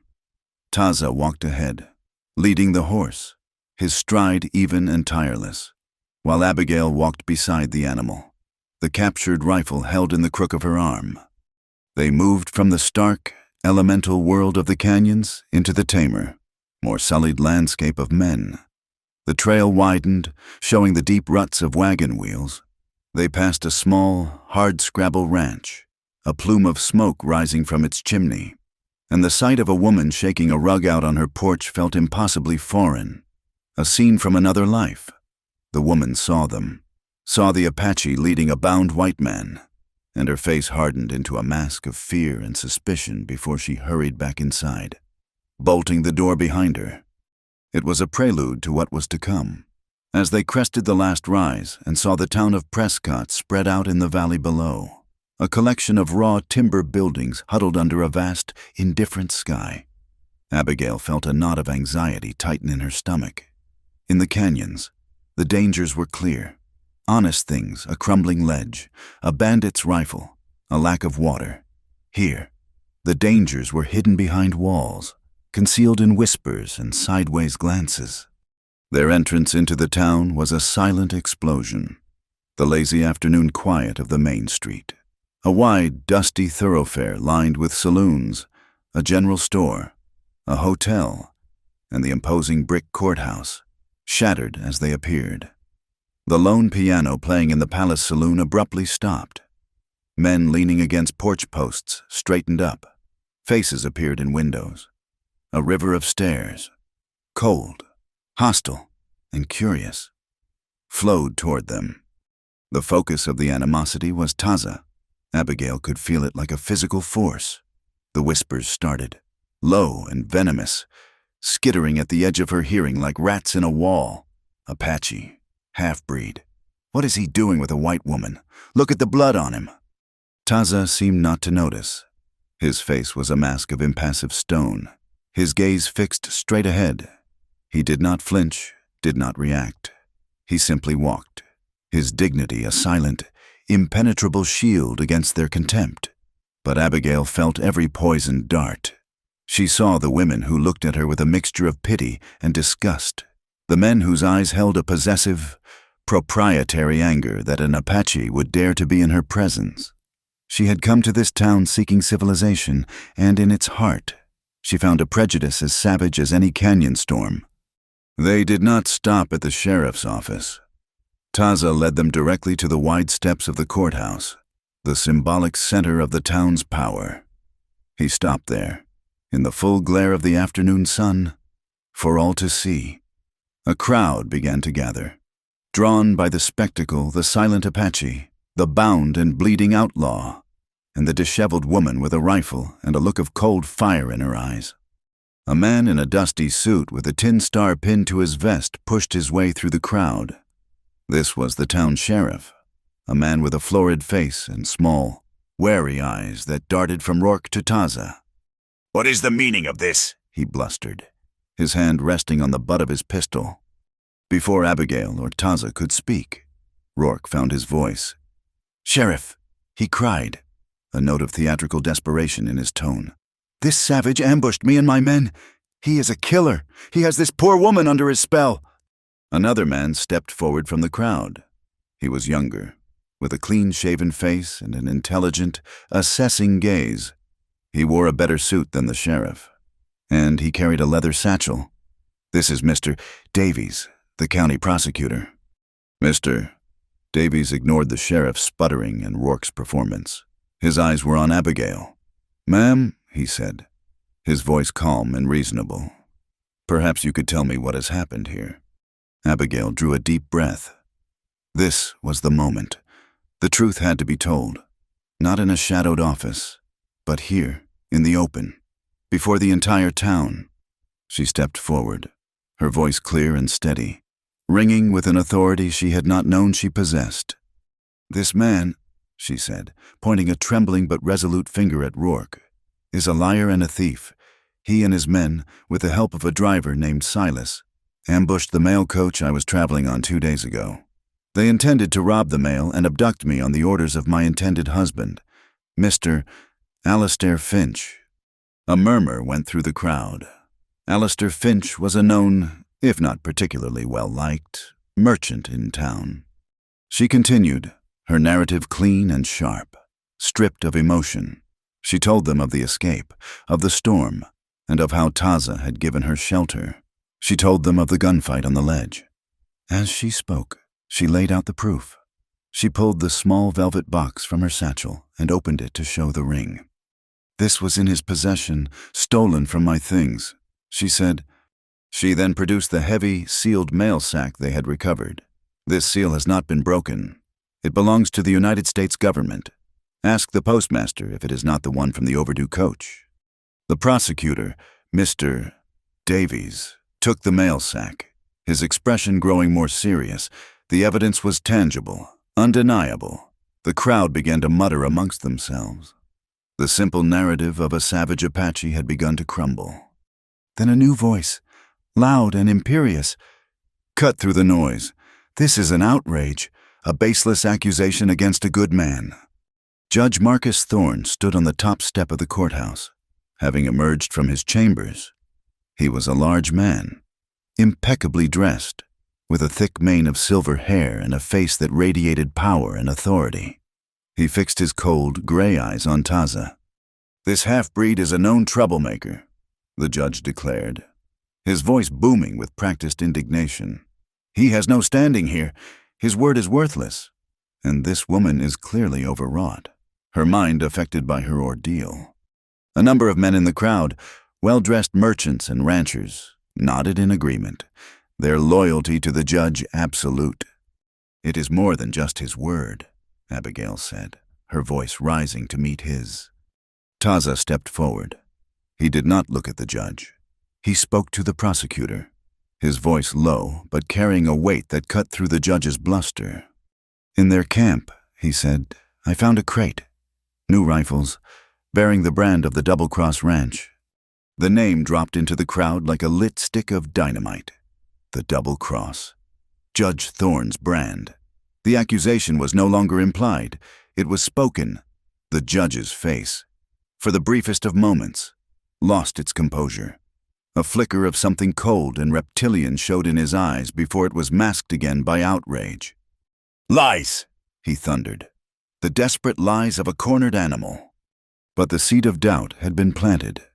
And then it began to sprout. A grizzled man in a dusty duster pushed his way to the front of the crowd. "I know this man," he said, pointing a thick finger at Rourke. "He is the one who led the raid on my freight wagon last month. Shot my swamper in the leg. I would know that devil's face anywhere." Another voice, a woman's, piped up from the back. "That traveling case, the one on the horse, that is mine. It was stolen when our homestead was attacked 2 weeks ago." The foundation of Judge Thorne's authority, built on money and fear, began to crack.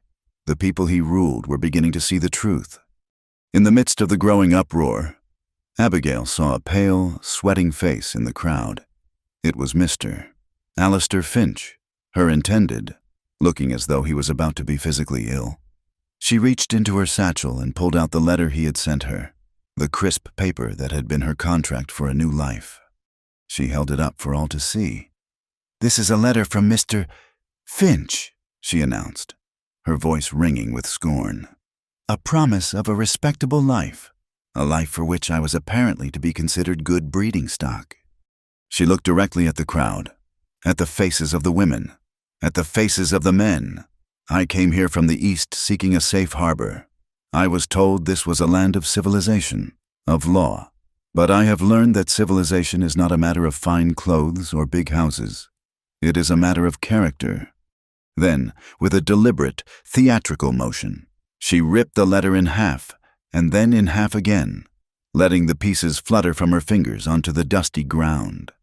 "I choose a man who shelters with honor," she declared, her voice filled with a strength that astonished her, not with a wallet. A stunned silence fell over the crowd.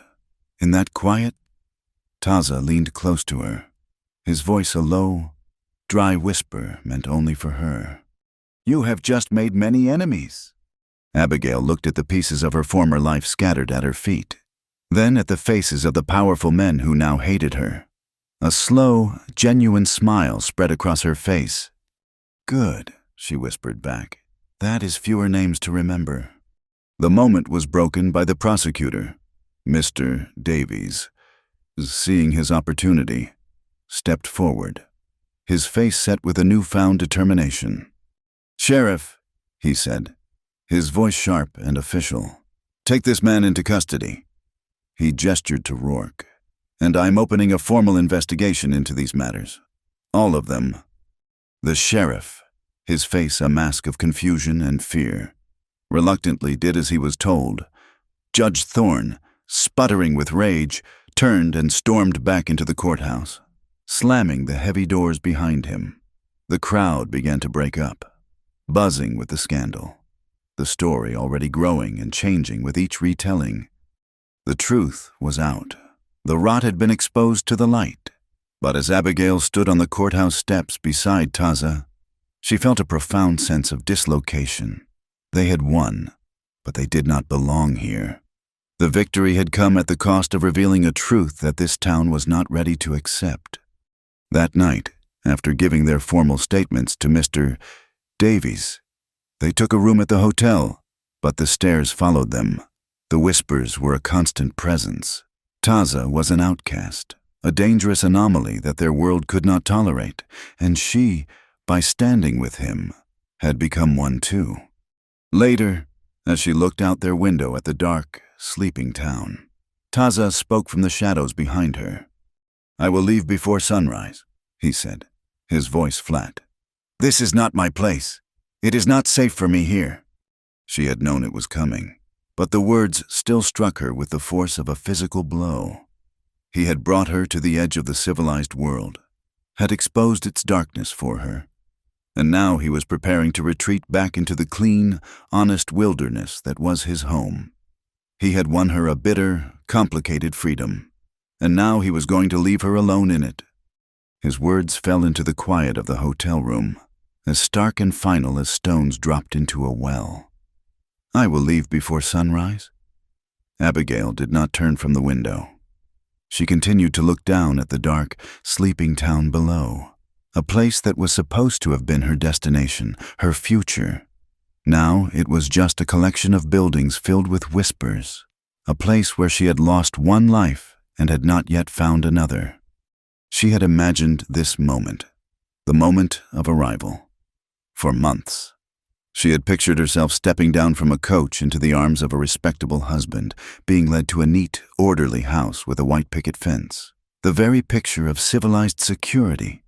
Instead, she had arrived on foot, caked in dust and blood, with a rifle in her hand and an Apache at her side, to tear down the town's most powerful man.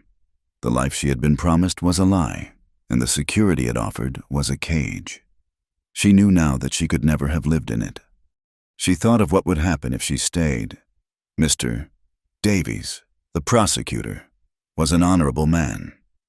He would see that justice was done, at least as much as was possible. Rourke would likely hang. Judge Thorne would be disgraced, his empire of fear and corruption dismantled. She would be safe, in a physical sense, but she would not be free. She would forever be a curiosity, a scandal. The woman who came to town with a savage, the woman who tore up her marriage contract on the courthouse steps. She would be pitied by some, ostracized by others. Every conversation would be strained, every glance filled with unspoken questions. She would be a ghost, haunting the edges of a society she had exposed but could never truly join. The hotel room was the nicest she had been in for weeks. There was a soft bed with a thick quilt, a porcelain wash basin, a framed print of a peaceful river scene on the wall. It was the picture of comfort, but it felt more confining than the shallow cave where she had sheltered from the rain. The air was still and close, trapping the smells of soap and old wood. She missed the clean, sharp scent of sage and wet rock. The silence here was dead, an absence of sound. She missed the living silence of the canyons, a quiet filled with the whisper of the wind, the distant cry of a coyote, the subtle language of the earth. She had been a victim when she arrived in this land, a piece of cargo, a name on a contract. The wilderness, in its brutal honesty, had stripped that away from her. The storm, the chase, the fight on the ledge, they had burned away the helpless woman from Boston and forged something new in her place. She had learned to listen, to be strong, to fight.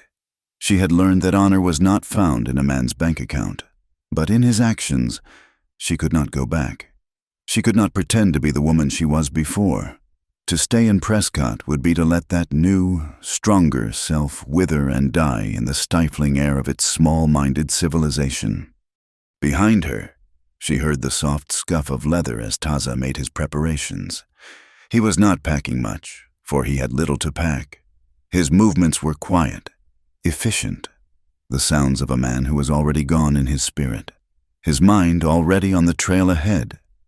He expected her to stay. It was the logical, sensible thing to do. She had her safety, a small measure of vindication, and a place in the world he could never occupy. She turned from the window. He was standing by the door, his small pack slung over one shoulder, his bow in his hand. The faint light from the street lamp outside cast half of his face in shadow, his expression unreadable, his dark eyes filled with the vast, lonely distances of the land he called home. He was a creature of the canyons and the mesas, and he was fading back into them, leaving her behind. The finality of it, the thought of facing this new world alone, was a cold, sharp ache in her chest. But it was not fear. It was the pain of a necessary amputation. To stay was to lose a part of herself. To go was to lose the only person who had ever seen her for who she truly was. She thought of the first night in his cabin, of her desperate, nonsensical question born of fear and exhaustion. The memory was so clear, a single point of light in the darkness of her memory. She walked across the room, stopping a few feet in front of him. The air between them was thick with unspoken words, with the weight of all they had endured together. "I asked you once before," she said, her voice low but steady, cutting through the silence of the room. "Where should I sleep?" Taza looked at her. The question was not about the night. It was about all the nights to come. It was not about a place to rest her head. It was about a place to belong. He saw the truth in her eyes. He saw that the respectable world she had once craved was now a prison to her. He saw that she, like him, was now a wild thing. Someone who could no longer breathe the stale air of a settled life. He had seen her courage. He had seen her fury. He had seen her honor. And in seeing her, he had been forced to see the lonely emptiness of his own existence. He had shared his fire with her, and she had rekindled a part of his soul he had thought long dead. A change came over his face. It was not a large change, but it was as profound as a canyon shifting in an earthquake. The hard, stoic mask softened. A light, something warmer and more human than she had ever seen, kindled in the depths of his dark eyes. They left the hotel in the deep, silent hour before dawn. They moved through the empty streets of Prescott like two ghosts, their footsteps echoing softly in the stillness. They were leaving the world of men, with its complicated lies and its brittle laws. Behind them, at the livery stable, Taza paid the sleepy attendant with a few of the coins he had, and they saddled their horse. They rode out of the town as the first pale, gray light of dawn was staining the eastern sky. They did not look back. The town, with its scandals and its judgments, shrank behind them, becoming insignificant against the vast, waiting expanse of the open land. They reached the top of a small rise as the sun's first rays broke over the distant mountains, flooding the world with a clean, golden light. Taza reined the horse to a stop. The air was cool and crisp, filled with the scent of pine and damp earth. A new day, a new life. He looked at Abigail, and for the first time, she saw him smile. It was not a wide grin, but a small, slow curving of his lips that was more powerful than any laugh. It was a smile of acceptance, of recognition, of a shared and unspoken promise. On the saddle behind him, a thick, woven blanket was neatly rolled and tied. He reached back, his hand resting on it, and gently lifted a corner, holding the space open. "Right here," he said. The words were the same ones he had spoken by the fire in his cabin, but their meaning had grown. transformed from an offer of temporary shelter into a promise of a shared journey. This was not a roof over her head for a single night. This was a place beside him, on the open trail, for all the days to come. There was no contract, no ceremony, no piece of paper to bind them. There was only this simple, profound gesture, an offer of a shared blanket against the cold of the world. A feeling of peace, so deep and complete it was almost overwhelming, settled over Abigail. She had found her place. It was not a house in a respectable town. It was on the back of a horse, with the sky as her roof and the horizon as her destination, beside the man who had shown her the true meaning of home. Taza reached into the pouch at his belt and took something out. He had tied a thin leather cord to the small, smooth stone bird his mother had carved. He hung it from his saddlebag, where it caught the morning light. It twisted slowly in the gentle breeze, its wings outstretched, a symbol of the wild, free spirit that was now their only guide. They turned the horse toward the rising sun and rode on, two small figures moving into the vast, green promise of the open trail. Thank you for listening to our story. We would love for you to comment where you are listening from so we can all connect and share our thoughts. And please subscribe to my channel, Wild West Tales, like the video, and support us further by pressing the hype button so this story can be heard by more people.